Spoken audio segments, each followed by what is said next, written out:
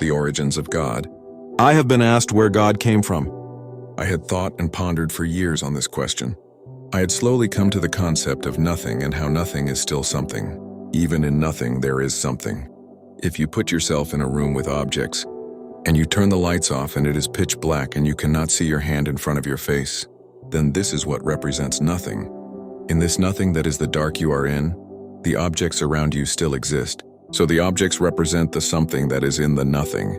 So the reason God has always existed is because he was always the something in nothing, and the something that filled the nothing with light. When nothing became something, nothing is still something. So even nothing represents the something that always existed, and will always exist because God came from nothing, but the nothing was always something. So nothing is not really an absence of something, but nothing is the explanation of the absence of order. Nothing is unorganized matter. God was unorganized in the nothing, and within the nothing something was organized from the nothing because the nothing became organized matter, which is God.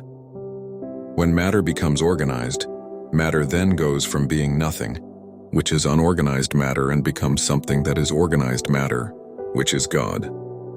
That is the reason why God has always existed, because existence came together out of nothing.